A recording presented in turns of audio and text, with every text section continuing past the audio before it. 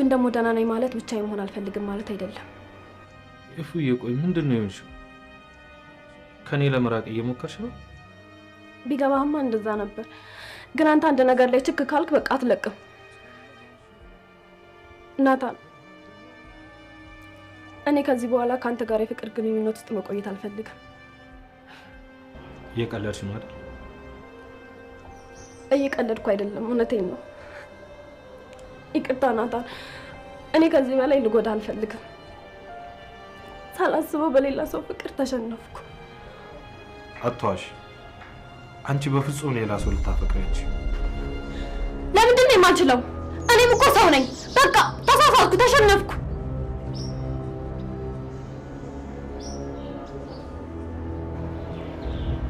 አይኔን እያየሽ በስነ ስርዓት ውሸቴን አይደለም እውነቴን ነው አልወድህም። አዎ ውሸቴን አይደለም እውነቴን ነው። አሁን ላይ በልቤ ውስጥ ያለ ፍቅር የለም። እሺ ደስ እንዳለሽ። ወይዘሮ አልማዝ ግን ምን እያየች ነበረ? ወደ ላይ እየዞረች የነበረውና በጣም ነው የምታሳዝነው። እና እንግዲህ ቤታችንን ምንም መስዋዕትነት ከፍለን ማስመለስ አለብን እያለችው ነው ናታንን። ይህን ማሰብ አቅቶ ይመስልሽ ወይ? ሳልሞክር ቀርቼ መሰለሽ ወይ? አሁን ከዜሮ ተነስተን ነው መስራት ያለብን እያላት ነው ማለት ነው ፂን። እንግዲህ ወይዘሮ አልማዝ ግን ምን ለማየት ነበረ እንደዛ እየተንጠራራች የነበረችው? እርግጠኛ ነኝ ስትወጣ ኤፉ እንዳትከተላት ፈርታ ነው የሚሆነው። እና ያው ፂም ኤፉን በጣም እያስጨነቀቻት ነው እውነት ለመናገር። እውነት ኤፉ እንዳለችው ፂ ስትነቃና ስታስታውስ በጣም የሚጸጸታትን ነገር ነው እያደረገች ያለችው። ፂ እንግዲህ ወደ በፊት ባህሪዋ ተመልሳለች። በፊት ከጓደኛ ከቤዛ ጋር ሆና እያሰቃየቻት የነበረውን ሲቃይ ነው አሁንም እያሰቃየቻት ያለው እና በጣም ነው የምታሳዝነው እውነት ለመናገር። እኔ በጣም ነው ያሳዘነች ማለት ነው። ምክንያቱም በቃ ልጅቷ የሆነ ለማንም መናገር አልፈለገችም። አሁን ላይ ብቻዋን ነው ህመሟን እየታመመች ያለችው። ያፌትም እንግዲህ ሊያገባት ስለሆነ ተስማምታለች። ምክንያቱም ልጁ እስር ቤት እንዲገባና እንዲሞት እንዲገደል አልፈለገችም። ያው እሱም የያዘበት ፋይል በጣም ነው የሚያስፈራው። ያው የእውነት የሚሆን የውሸት ፋይል ይዞበታል። ይሄንን ደግሞ ለፍርድ ቤት ካሳወቀ ግዴታ ወደ ስር ነው የሚወርደው። እና እንግዲህ ፂ በጣም አምራለች ማለት ነው።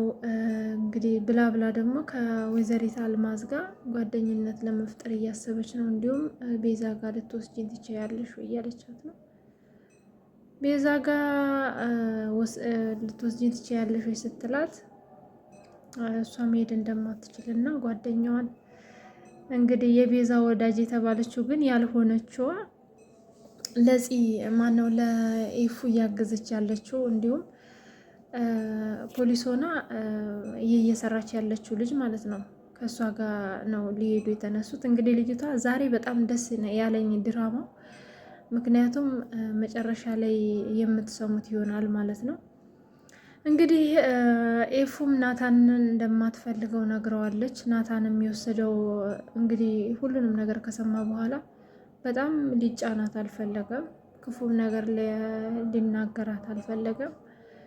ያው ከዚህ በፊት ገኔ የነገረችውን ነገር ነው የተቀበለው ማለት ነው። ነገሮችን ዝም ብለን ብቻችንን ለማንም ሳንናገር ብቻችንን ማሳለፍ እንዳለብን፣ በዝምታ ብዙ ነገር ማለፍ እንዳለብን ብሎ እንግዲህ ብቻውን ነው ከግቢ ውስጥ የወጣው ማለት ነው። ግን ከግቢ ሲወጣ አጋጣሚ እሷ መስኮት ላይ ነበረች እና የተያዩበት ሲወጣ ፈገግ ብላ ነበረ። ግን ሲያያት ላለማስነቀት ተኮሳተረችበት። ያው እሱም ወጣ ማለት ነው።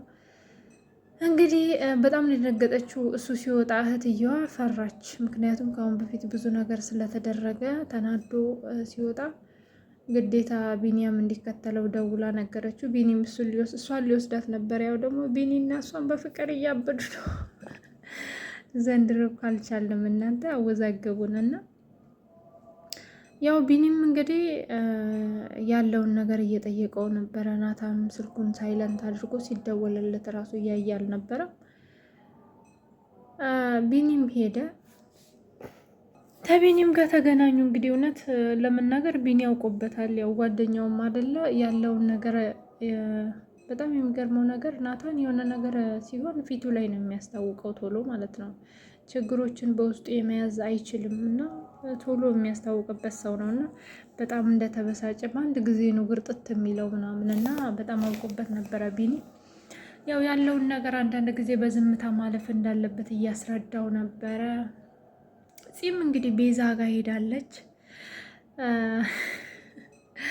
ያፌትም ሰርግ እየጠራት ነበረ ፂም ማለት ነው። ማን ነው ቤዛን ስለ ሰርጌ እንድትመጪ ስትመጪም ደግሞ ፂን ይዘሽልኝ እንድትመጪ ይፈልጋለሁ። ኤፍራታን ላገባት ነው። እሷን ሳገባት ደግሞ ትልቅ ሰርግ ማድረግ አልፈልግም። እናቴ ብትኖር ድል ያለ ሰርግ ነበረ የምደግሰው። አሁን ግን እናቴ ስላሌለች አስፈላጊ አይደለም እያላት ነበረ። መቼም ቢሆን አታደርገውም ኤፍራታ ናታንን ትታ አንተን መቼም አታገባም ትለዋለች። ምን ነው እኔ የሚወደድ ነገር የለኝም እንዴ ሲላት፣ አንተ ፈርሰህ እንኳን አንተ እንደገና ብትሰራ ናታንን መሆን አትችልም ትለዋለች። በጣም የተናደደው እንደዚህ ስለው እውነታውን ነው የነገረችው። አንዳንድ ጊዜ ሰዎች እውነታውን መቀበል አለባቸው ማለት ነው። ሲነገራቸው ማሰብ አለባቸው። እንዴት ሰዎች እንደዚህ በዚህ ልክ ሊረዱን ይችላሉ? እውነት እንደዚህ ነን ወይ ብለን ራሳችንን እንድንገመግም ያደርጋል ማለት ነው። እና ብቻ ዙሮ ዙሮ ያው መውጣቱን ስለምትፈልገው ቤዛም ተስማምታለች ወታ እሱ ሰርግ ላይ እንደምትገኝ።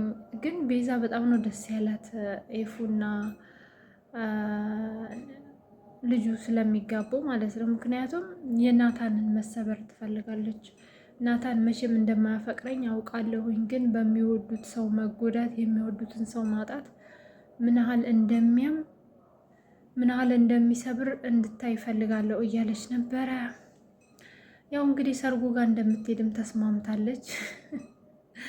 ደስ የሚለው ነገር እንግዲህ ከዚህ በኋላ ያለው ነው ማለት ነው። በጣም ደስ የሚለው ፓርት ከዚህ በኋላ ያለውን ስትሰሙት ነው ማለት ነው። እንግዲህ የናታን እህት ቤዛ ልጠይቅ ሄዳለች ማለት ነው። እውነት ከልብሽ እኔ ልትጠይቅኝ መጣሽ ወይ ትላታለች ቤዛ። አዎ መጣሁን ትላለች። እንግዲህ የተፈጠረውን ነገር ትነግራታለች። ምንድን ነው ቤት ውስጥ የተፈጠረው? ኤፍራታ እኮ ናታንን አልፈልግም አለችው እያለች ነበረ እና ሌላ ሰው አፍቅር ያለው ሌላ ሰው ላገባ ነው እና ከአሁን በኋላ በህይወቴ ውስጥ ላይ አልፈልግም፣ አንተንም ማግባት አልፈልግም፣ ግን ፍቅር ይዞኛል፣ አንተን አልፈልግም እንዳለችው ትነግራታለች። እንግዲህ አይታችሁ እንደሆነ መርማሪዋ በጣም መስማት የፈለገችውን ነገር ነው የሰማችው። በጣም ጥሩ መረጃ ነው ያገኘችው። አይዞሽ ችግር የለውም እያለች ግን መረጃ እየወሰደች ነበረ። በጣም ጎበዝ ሴት ናት። እንግዲህ የተፈጠረውን ነገር ሁሉንም ነግራቸዋለች ቤዛ። ሳታውቀውም ደግሞ የወጣባት ነገር አለ። ያው ኤፍራታን እንደሚያገባት ማነው ኤፍራታን እንደሚያገባት ነው የተናገረችው። እንግዲህ በጣም ጥሩ መረጃ ነው አግኝታ ወደ ኤፉ ክላስ ሄደችው ማለት ነው። እኔ እንዴት እንደገባች ራሱ አላውቅም።